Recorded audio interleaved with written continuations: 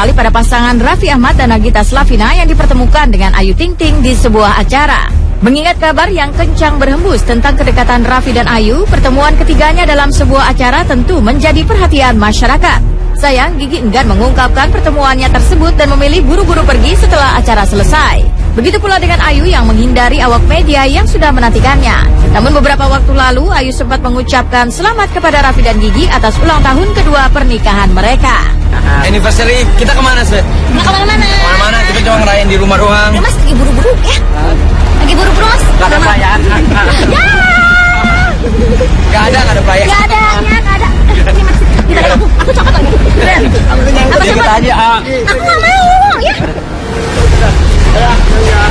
Enggak, diem aja. Ngapain juga, gak ada untungnya juga. Saya ngomong A salah, ngomong B juga salah di mata mereka. Kalau mata mereka udah mikirnya saya buruk, akan buruk terus. Gitu. Udah biasa. Dari dulu sampai sekarang udah biasa kan. Jadi buat saya, sama siapapun itu, saya deket sama cowok manapun, pasti selalu rame gitu. Jadi udah, aja. Happy second anniversary buat Raffi sama Nagita Slavina. Semoga bahagia selalu, semoga langgeng sampai mau memisahkan. Pokoknya jangan dengerin apa kata berita-berita orang di luar sana. Mudah-mudahan didoain yang terbaik, bahagia selalu. Yang namanya gosip pasti selalu ada aja. Berbeda dengan pertemuan Raffi Ahmad dan Nagita Slavina dengan Ayu Ting Ting dalam sebuah acara.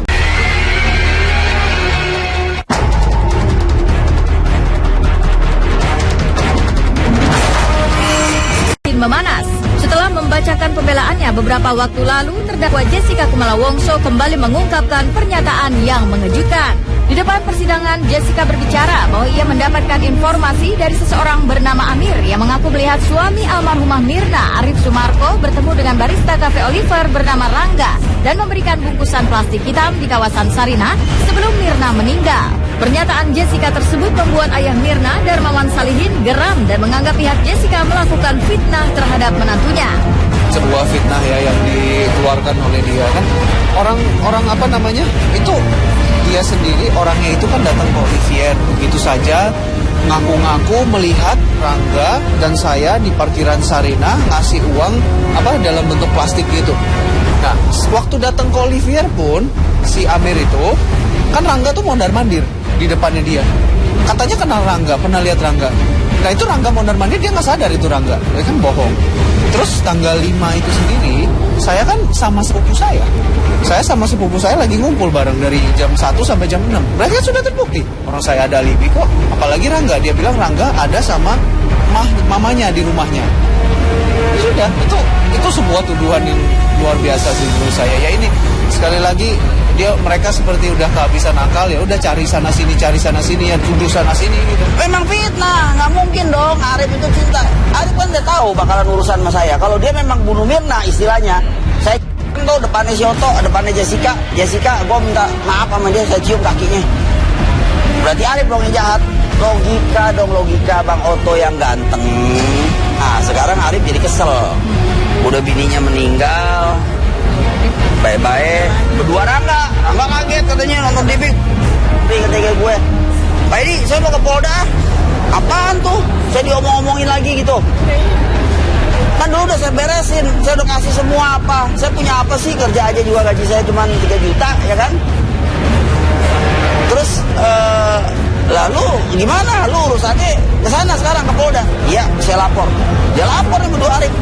Nah karena bertemu dia bercerita begitu, maka Hidayat memberitahukan kepada Jessica, Jess ada berita begini. Nah Jessica bilang, kalau begitu saya harus sampaikan kepada majelis hakim sesuai dengan permintaan hakim. Jadi akhirnya dia sampaikannya lah itu. Tapi karena itu kan bentuknya itu adalah bentuk rekaman, maka kami bantu mengetiknya tadi malam. Dibacakanlah itu oleh Hidayat. Jadi ada fakta itu. Tapi apakah benar ceritanya Amir? Kita tidak tahu. Kita hormati dulu keputusan kita hormati proses persidangan ini. Nanti kita tunggu aja keputusan hakim bagaimana. Untuk urusan selanjutnya nanti kita akan berdiskusi dengan keluarga bagaimana langkah-langkah hukum. Terlepas dari pernyataan Jessica sebelum putusan pengadilan yang rencananya digelar 27 Oktober mendatang, ancaman hukuman penjara 20 tahun membayangi Jessica. Nasibnya kini tergantung pada keputusan Majelis Hakim Pengadilan Jakarta Pusat. Ancaman hukuman 20 tahun penjara sempat dianggap keluarga Mirna terlalu ringan bagi seseorang yang telah membunuh Mirna. 20 tahun pasti keluarga pasti akan kecewa gitu loh. Itu kan Mirna tuh ya itu kan sudah dibaca tuntutannya dengan kejam, tidak mengakui perbuatannya, mengelak dari segalanya. Jadi kayak membuat susah malah, terus menuduh-nuduh orang dan hal-hal yang meringankan pun tidak ada gitu loh. Pas keluar 20 tahun kan wah luar biasa. Kok cuma 20 tahun gitu loh. Itu kan ya gini lah, pasti kecewa keluarga. Sudah, kita nggak usah minta, nggak usah apa. Yang penting seberat-beratnya hakim ini ada takarannya. Kalau orang bunuh orang secara sengaja dan sadis, kira-kira apa hukumannya? Itu aja udah. Nggak ada upaya untuk hakim, itu kekuasaan dia nanti. Kecuali nanti saya bisa banding atau gimana ya kan, kalau memang ini lihat aja.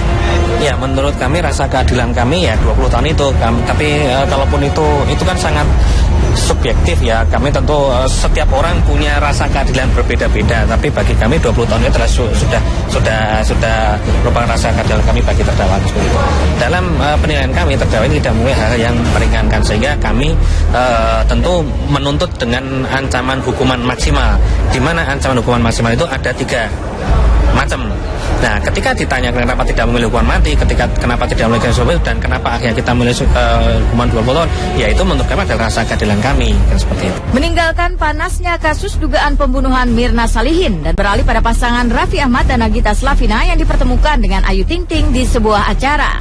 Mengingat kabar yang kencang berhembus tentang kedekatan Raffi dan Ayu, pertemuan ketiganya dalam sebuah acara tentu menjadi perhatian masyarakat. Sayang, Gigi enggan mengungkapkan pertemuannya tersebut dan memilih buru-buru pergi setelah acara selesai. Begitu pula dengan Ayu yang menghindari awak media yang sudah menantikannya. Namun beberapa waktu lalu, Ayu sempat mengucapkan selamat kepada Raffi dan Gigi atas ulang tahun kedua pernikahan mereka. Anniversary, kita kemana, Svet? Nggak kemana-mana. Kemana-mana, kita cuma ngerayain di rumah doang. Ya mas, lagi buru-buru ya. Lagi buru-buru mas. Gak ada perayaan. Ya. Gak ada perayaan. Gak ada. Ini mas, aku coklat lagi. Apa Kita aja. Aku nggak mau ya. Enggak, diem aja. Ngapain juga, nggak ada untungnya juga. Saya ngomong A salah, ngomong B juga salah di mata mereka. Kalau mata mereka udah mikirnya saya buruk, akan buruk terus. Gitu. Udah biasa. Dari dulu sampai sekarang udah biasa kan. Jadi buat saya, sama siapapun itu, saya deket sama cowok manapun, pasti selalu rame. Gitu. Jadi udah, diam aja. Happy second anniversary buat Raffi sama Nagita Slavina. Semoga bahagia selalu. Semoga langgeng sampai mau memisahkan. Pokoknya jangan dengerin apa kata berita-berita orang di luar sana. Mudah-mudahan didoain yang terbaik, bahagia selalu. Yang namanya gosip pasti selalu ada aja. Berbeda dengan pertemuan Raffi Ahmad dan Nagita Slavina dengan Ayu Ting Ting dalam sebuah acara, maka lain halnya dengan kasus tindak asusila yang diduga dilakukan Gatot Brajamusti terhadap seorang wanita berinisial CT yang mulai menemui titik terang. Hasil tes DNA anak CT yang selama ini dinantikan akhirnya keluar. Pihak kepolisian Polda Metro Jaya menyatakan bahwa hasil tes tersebut menunjukkan 99% DNA Gatot dan anak CT identik.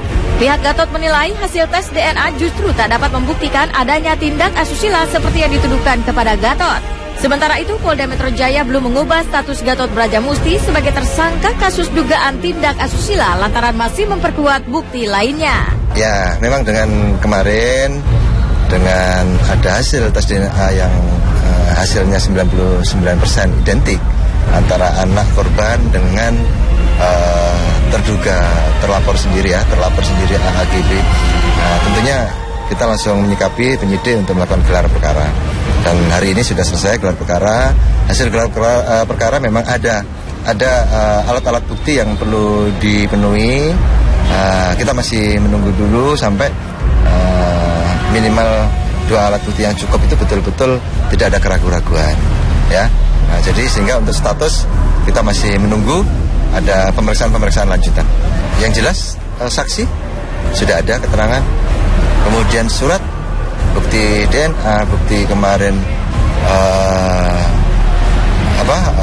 bil di suatu hotel di kawasan Jakarta Utara. Tentunya nanti kan juga dengan adanya hasil DNA, kemudian visum, nanti kan dokter kita lakukan pemeriksaan kan itu menjadi juga alat bukti saksi ahli. Pada intinya adalah kekerasan atau pemaksaan. Kalau pemaksaan tidak ada, maka tidak bisa.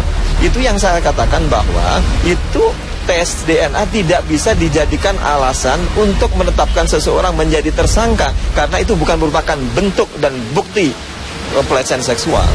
Ketika tidak ada visum, tidak ada kekerasan, tidak ada pemaksaan, maka itu tidak bisa dikategorikan dan menjadi petunjuk adanya hal tersebut. Siapapun kalau melakukan silahkan melaporkan, tetapi jangan pernah mengarang cerita Anda sebagai seorang korban. Jangan pernah mengarang seolah-olah Anda menjadi bagian yang orang yang dikorbankan. Hati-hati, ketika seseorang yang melaporkan adanya laporan palsu, juga ada sanksi pidananya. Untuk meningkatkan statusnya GB menjadi tersangka, masih ada pencarian alat bukti yang tentunya untuk mendukung alat bukti yang sudah kita ketemukan sebelumnya atau yang kita sudah kumpulkan sebelumnya.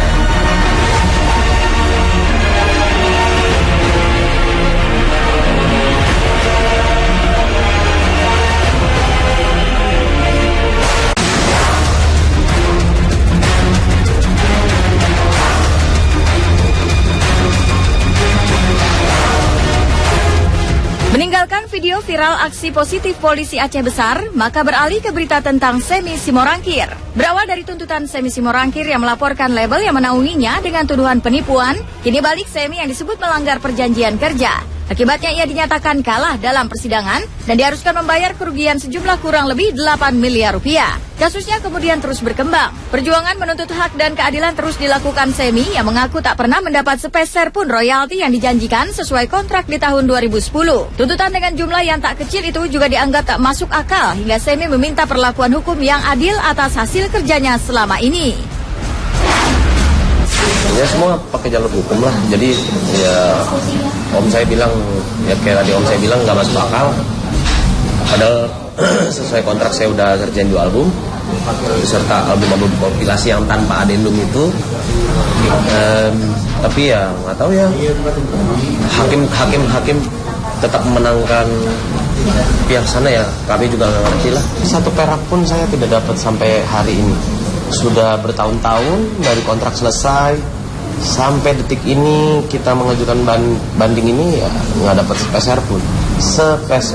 Waktu itu menurut kami 3 tahun 2 album itu sudah kami selesaikan. Tapi kenapa dia menyebarkan email itu ke anggota-anggota Asiri, ke label-label lain bahwa saya masih bermasalah? Itu menurut saya tindakan yang keji ya.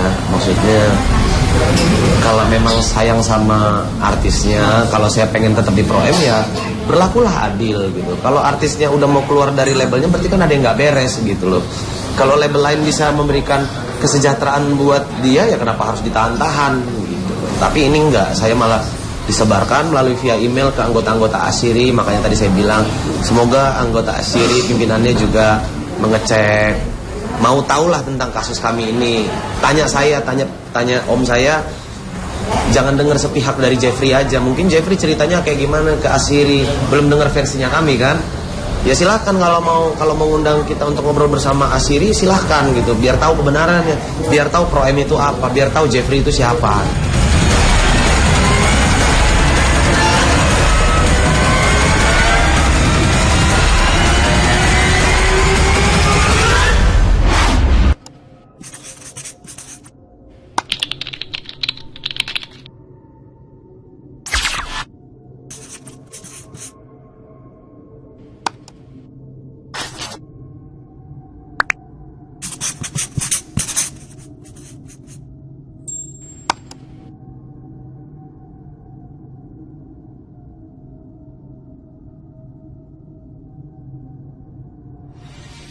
Beralih pada pasangan Raffi Ahmad dan Nagita Slavina yang dipertemukan dengan Ayu Ting Ting di sebuah acara. Mengingat kabar yang kencang berhembus tentang kedekatan Raffi dan Ayu, pertemuan ketiganya dalam sebuah acara tentu menjadi perhatian masyarakat. Sayang, Gigi enggan mengungkapkan pertemuannya tersebut dan memilih buru-buru pergi setelah acara selesai. Begitu pula dengan Ayu yang menghindari awak media yang sudah menantikannya. Namun beberapa waktu lalu, Ayu sempat mengucapkan selamat kepada Raffi dan Gigi atas ulang tahun kedua pernikahan mereka. Anniversary, kita kemana sih? Nggak kemana-mana. Kemana-mana, kita cuma ngerayain di rumah doang. Mas lagi buru-buru ya? Lagi buru-buru mas? Gak ada perayaan. Ya. Gak ada perayaan. Gak ada. Ini mas. Aku cokot lagi. Apa Kita cokot? aja. Aku nggak mau, ya. Enggak, diem aja. Ngapain juga, nggak ada untungnya juga. Saya ngomong A salah, ngomong B juga salah di mata mereka. Kalau mata mereka udah mikirnya saya buruk, akan buruk terus. Gitu. Udah biasa. Dari dulu sampai sekarang udah biasa kan. Jadi buat saya, sama siapapun itu, saya deket sama cowok manapun, pasti selalu rame gitu. Jadi udah, nyaman aja. Happy second anniversary buat Raffi sama Nagita Slavina. Semoga bahagia selalu, semoga langgeng sampai mau memisahkan. Pokoknya jangan dengerin apa kata berita-berita orang di luar sana. Mudah-mudahan didoain yang terbaik, bahagia selalu. Yang namanya gosip pasti selalu ada aja. Berbeda dengan pertemuan Raffi Ahmad dan Nagita Slavina dengan Ayu Ting Ting dalam sebuah acara.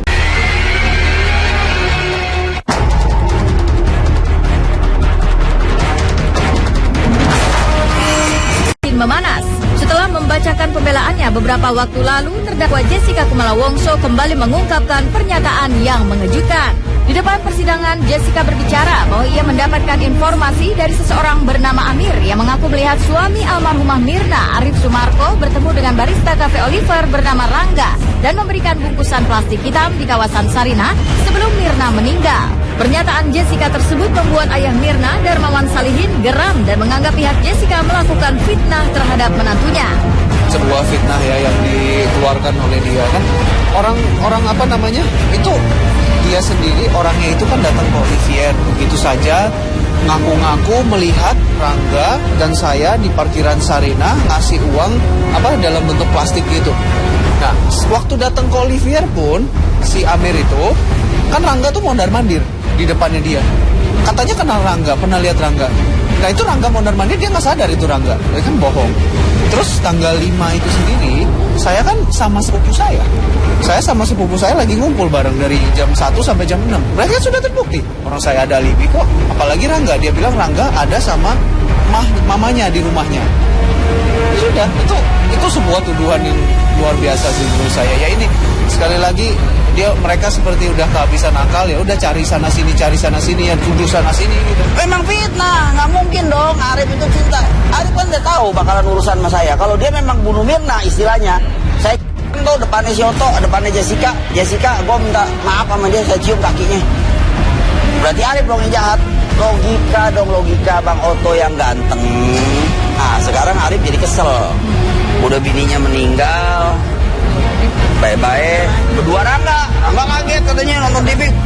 Kata gue, Pak Edi, saya mau ke Polda. Apaan tuh? Saya diomong-omongin lagi gitu. Kan dulu udah saya beresin, saya udah kasih semua apa. Saya punya apa sih, kerja aja juga gaji saya cuma 3 juta, ya kan? Terus, lalu gimana? Lu urusannya ke sana sekarang ke Polda? Iya, saya lapor. Dia lapor nih berdua Arif. Nah karena bertemu dia bercerita begitu, maka Hidayat memberitahukan kepada Jessica, Jess ada berita begini. Nah Jessica bilang, kalau begitu saya harus sampaikan kepada majelis hakim sesuai dengan permintaan hakim. Jadi akhirnya dia sampaikannya lah itu. Tapi karena itu kan bentuknya itu adalah bentuk rekaman, maka kami bantu menggantinya tadi malam.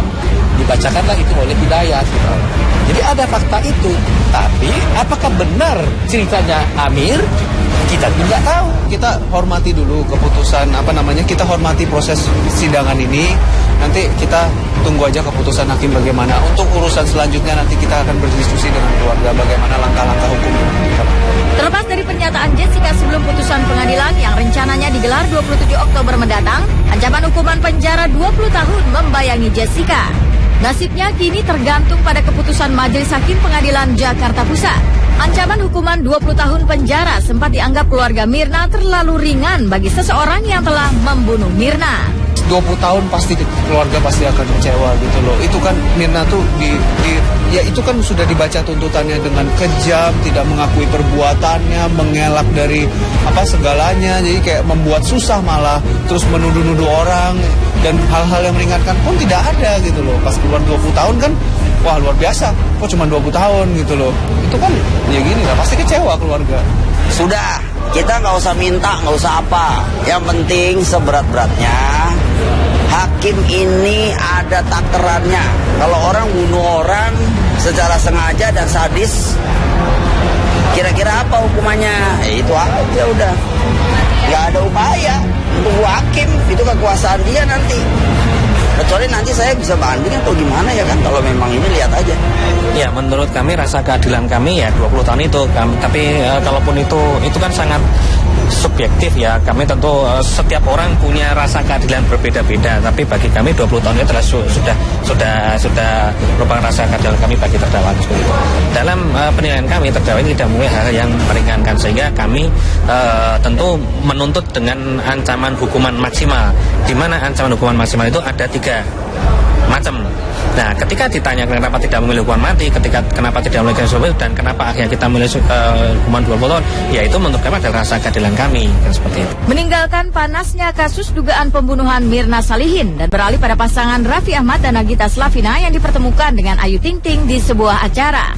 Mengingat kabar yang kencang berhembus tentang kedekatan Raffi dan Ayu, pertemuan ketiganya dalam sebuah acara tentu menjadi perhatian masyarakat. Sayang, Gigi enggan mengungkapkan pertemuannya tersebut dan memilih buru-buru pergi setelah acara selesai. Begitu pula dengan Ayu yang menghindari awak media yang sudah menantikannya. Namun beberapa waktu lalu, Ayu sempat mengucapkan selamat kepada Raffi dan Gigi atas ulang tahun kedua pernikahan mereka. Anniversary, kita kemana sih? Nggak kemana-mana. Kemana-mana, kita cuma ngerayain di rumah doang. Mas lagi buru-buru ya? Lagi buru-buru mas? Gak ada perayaan. Ya. Gak ada perayaan. Gak ada. Ini mas. Aku cokot lagi. Apa Kita aja. Aku nggak mau ya. Enggak, diem aja. Ngapain juga, nggak ada untungnya juga. Saya ngomong A salah, ngomong B juga salah di mata mereka. Kalau mata mereka udah mikirnya saya buruk, akan buruk terus. Gitu. Udah biasa. Dari dulu sampai sekarang udah biasa kan. Jadi buat saya, sama siapapun itu, saya dekat sama cowok manapun, pasti selalu rame. Gitu. Jadi udah. Happy second anniversary buat A.A. Raffi sama Nagita Slavina. Semoga bahagia selalu. Semoga langgeng sampai mau memisahkan. Pokoknya jangan dengerin apa kata berita-berita orang di luar sana. Mudah-mudahan didoain yang terbaik, bahagia selalu. Yang namanya gosip pasti selalu ada aja. Berbeda dengan pertemuan Raffi Ahmad dan Nagita Slavina dengan Ayu Ting Ting dalam sebuah acara, maka lain halnya dengan kasus tindak asusila yang diduga dilakukan Gatot Brajamusti terhadap seorang wanita berinisial CT yang mulai menemui titik terang. Hasil tes DNA anak CT yang selama ini dinantikan akhirnya keluar. Pihak kepolisian Polda Metro Jaya menyatakan bahwa hasil tes tersebut menunjukkan 99% DNA Gatot dan anak CT identik. Pihak Gatot menilai hasil tes DNA justru tak dapat membuktikan adanya tindak asusila seperti yang dituduhkan kepada Gatot. Sementara itu, Polda Metro Jaya belum mengubah status Gatot Brajamusti sebagai tersangka kasus dugaan tindak asusila lantaran masih memperkuat bukti lainnya. Ya, memang dengan kemarin dengan ada hasil tes DNA yang hasilnya 99% identik antara anak korban dengan terduga terlapor sendiri AAGB. Nah, tentunya kita langsung menyikapi penyidik untuk melakukan gelar perkara. Dan hari ini sudah selesai gelar perkara. Hasil gelar perkara memang ada alat-alat bukti yang perlu dipenuhi. Kita masih menunggu dulu sampai minimal 2 alat bukti yang cukup itu betul-betul tidak ada keraguan-raguan, ya. Nah, jadi sehingga untuk status kita masih menunggu ada pemeriksaan lanjutan. Yang jelas saksi sudah ada keterangan, kemudian surat bukti DNA, bukti kemarin bil di suatu hotel di kawasan Jakarta Utara. Tentunya nanti kan juga dengan adanya hasil DNA, kemudian visum, nanti kan dokter kita lakukan pemeriksaan, kan itu menjadi juga alat bukti saksi ahli. Pada intinya adalah kekerasan atau pemaksaan. Kalau pemaksaan tidak ada, maka tidak bisa. Itu yang saya katakan bahwa itu tes DNA tidak bisa dijadikan alasan untuk menetapkan seseorang menjadi tersangka, karena itu bukan merupakan bentuk dan bukti pelecehan seksual. Ketika tidak ada visum, tidak ada kekerasan, tidak ada pemaksaan, maka itu tidak bisa dikategorikan dan menjadi petunjuk adanya hal tersebut. Siapapun kalau meragukan silahkan melaporkan, tetapi jangan pernah mengarang cerita Anda sebagai seorang korban. Jangan pernah mengarang seolah-olah Anda menjadi bagian yang orang yang dikorbankan. Hati-hati, ketika seseorang yang melaporkan adanya laporan palsu, juga ada sanksi pidananya. Untuk meningkatkan statusnya GP menjadi tersangka, masih ada pencarian alat bukti yang tentunya untuk mendukung alat bukti yang sudah kita ketemukan sebelumnya atau yang kita sudah kumpulkan sebelumnya.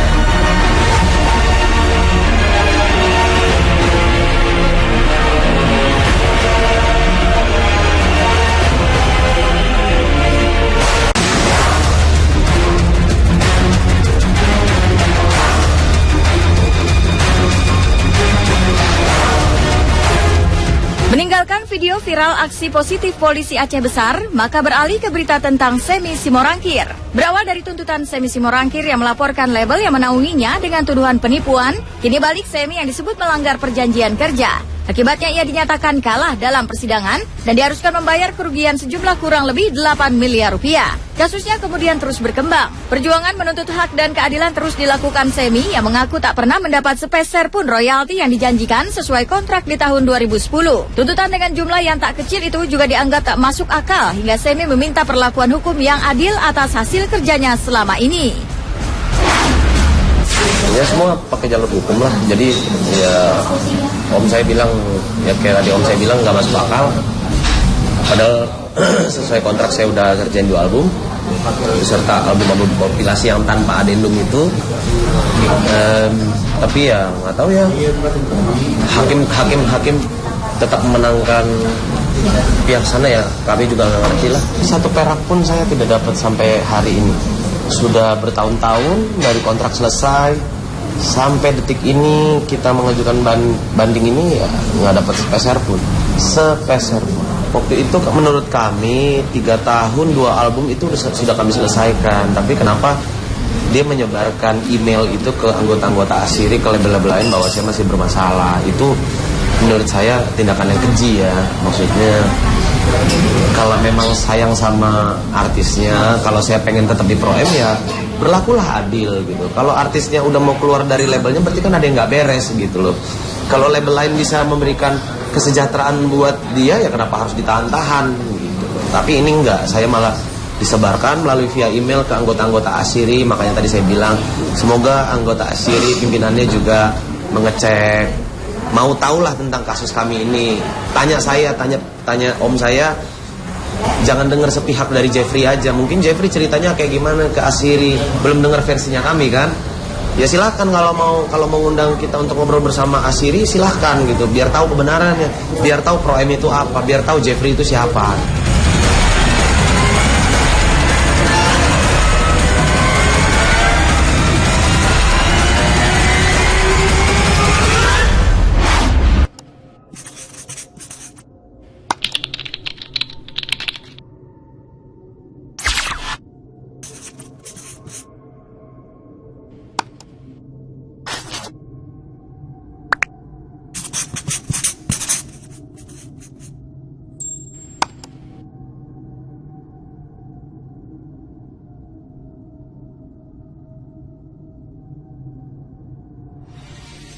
Tampak menanggapi kabar tersebut dengan santai. Ia mengaku tak mengerti sepak bola sehingga tak tertarik menonton sepak bola. Apalagi jika harus ke Eropa untuk sebuah pertandingan sepak bola yang tak menarik minatnya.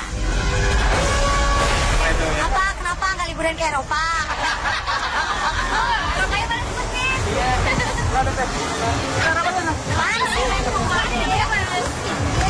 Pada bingung, saya nggak ada aja gitu dicariin, bingung saya. Dia pada nggak tahu kan saya ngerem, nggak tahu kan? Iya katanya nonton bola sampai ke Eropa. Tahu bola kagak, ngerti bola enggak, suka bola kagak. Dia nggak tahu bola siapa yang menang. Lah, mana gue tahu? Enggak ada deh. Mau bola voli, bola apa yang gue kagak ngerti. Kenapa kok nanyanya jurusnya ke Eropa, saya tanya. Emang nggak ada tempat lain jalan-jalan, saya tanya. Ini kenapa nanyanya jurusnya ke Eropa? Enggak, saya nggak kepengenan. Saya pengennya umroh. Liburan ke Eropa memang sangat didambakan oleh sebagian besar orang. Tetapi tidak bagi Ayu yang sudah merencanakan liburan ke Turki bersama keluarga. Namun sebelum liburan nanti, Ayu dan keluarga berkeinginan melaksanakan ibadah umroh ke Tanah Suci. Ntar kalau rezekinya udah ngumpul lagi, baru bisa keluar negeri. Ke Eropa mungkin? Jangan ke Eropa dulu, ke Turki aja pengennya, sekalian umroh insya Allah. Kalau liburan bareng ke tempat lain sih belum ada ya gitu. Ayah sih pengennya tetap umroh dulu, nggak mau kemana-mana. Doa dulu, umroh dulu, baru habis itu jalan-jalan. Ayo, karena janji saya sama ayah mau kemana nih gitu, tahun ini nih gitu. Karena kan dia kemarin mintanya ke Pangandaran. Maksud saya tuh luar negeri dikit lah biar agak keren gitu. Dia bilang nggak usah ke Pangandaran aja deh, sama keluarga dia bawa deh satu bus gitu. Oh ya udah, oke. Udah kita berangkatin naik bus cucu. Terus tapi teh umroh aja boleh nggak? Oh ya.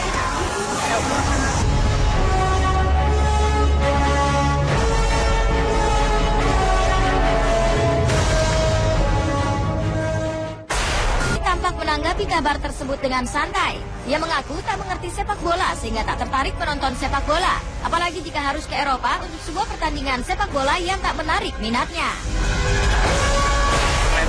Kenapa nggak liburan ke Eropa? Eropa yang mana sebutnya? Iya.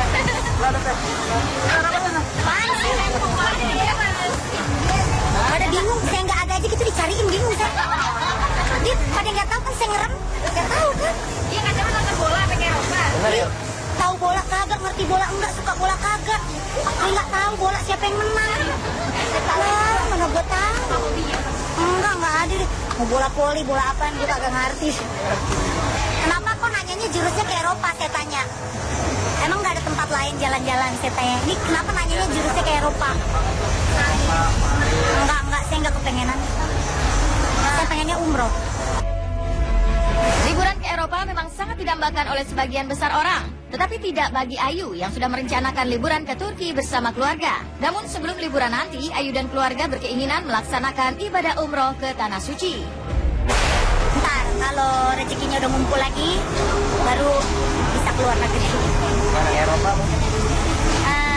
Jangan ke Eropa dulu, ke Turki aja pengennya, sekalian umroh insya Allah. Kalau liburan bareng ke tempat lain sih belum ada ya gitu. Ayah sih pengennya tetap umroh dulu, nggak mau kemana-mana. Doa dulu, umroh dulu, baru habis itu jalan-jalan. Ayo, karena janji saya sama ayah mau kemana nih gitu, tahun ini nih gitu. Karena kan dia kemarin mintanya ke Pangandaran. Maksud saya tuh luar negeri dikit lah biar agak keren gitu. Dia bilang nggak usah ke Pangandaran aja deh, sama keluarga dia bawa deh satu bus gitu. Oh ya udah, oke. Udah kita berangkatin naik bus cucu. Terus tapi teh umroh aja boleh nggak? Oh ya.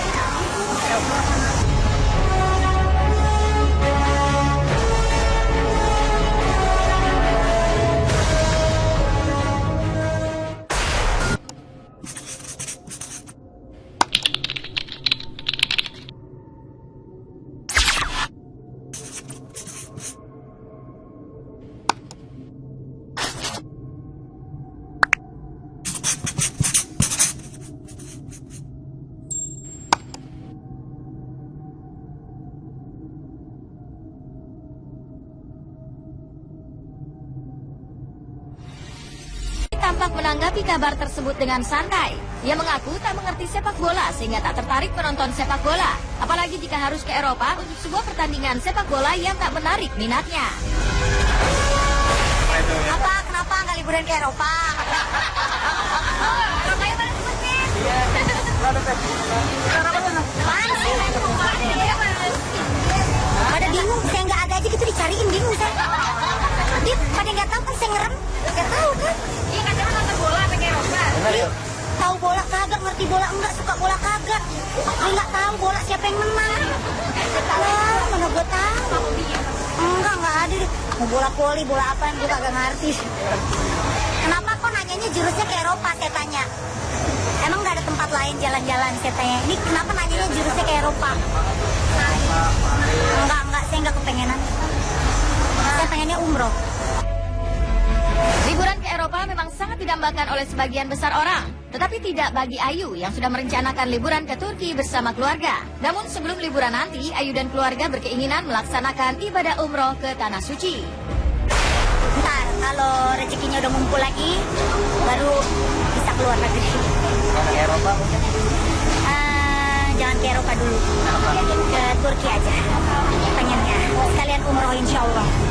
Kalau liburan bareng ke tempat lain sih belum ada ya gitu. Ayah sih pengennya tetap umroh dulu, nggak mau kemana-mana. Doa dulu, umroh dulu, baru habis itu jalan-jalan. Ayo, karena janji saya sama ayah mau kemana nih gitu, tahun ini nih gitu. Karena kan dia kemarin mintanya ke Pangandaran. Maksud saya tuh luar negeri dikit lah biar agak keren gitu. Dia bilang nggak usah ke Pangandaran aja deh, sama keluarga dia bawa deh satu bus gitu. Oh ya udah, oke. Udah kita berangkatin naik bus cucu. Terus tapi teh umroh aja boleh nggak? Oh iya.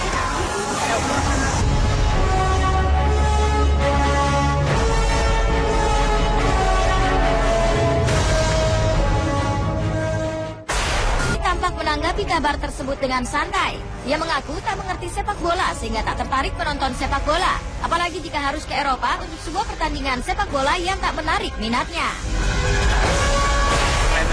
Kenapa nggak liburan ke Eropa? Eropa yang mana sebutnya?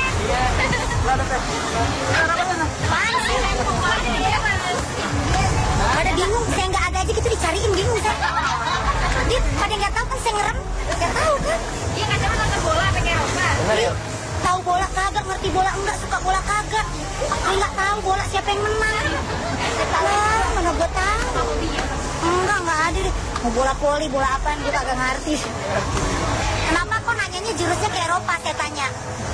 Emang nggak ada tempat lain jalan-jalan, saya tanya. Ini kenapa nanyanya jurusnya ke Eropa? Enggak, saya nggak kepengenan. Saya pengennya umroh. Liburan ke Eropa memang sangat didambakan oleh sebagian besar orang. Tetapi tidak bagi Ayu yang sudah merencanakan liburan ke Turki bersama keluarga. Namun sebelum liburan nanti, Ayu dan keluarga berkeinginan melaksanakan ibadah umroh ke Tanah Suci. Ntar, kalau rezekinya udah ngumpul lagi, baru bisa keluar negeri. Ke Eropa mungkin? Jangan ke Eropa dulu. Ke Turki aja. Pengennya. Sekalian umroh insya Allah. Kalau liburan bareng ke tempat lain sih belum ada ya gitu. Ayah sih pengennya tetap umroh dulu, nggak mau kemana-mana. Doa dulu, umroh dulu, baru habis itu jalan-jalan. Ayo, karena janji saya sama ayah mau kemana nih gitu, tahun ini nih gitu. Karena kan dia kemarin mintanya ke Pangandaran. Maksud saya tuh luar negeri dikit lah biar agak keren gitu. Dia bilang nggak usah ke Pangandaran aja deh, sama keluarga dia bawa deh satu bus gitu. Oh ya udah, oke. Udah kita berangkatin naik bus cucu. Terus tapi teh umroh aja boleh nggak? Oh iya.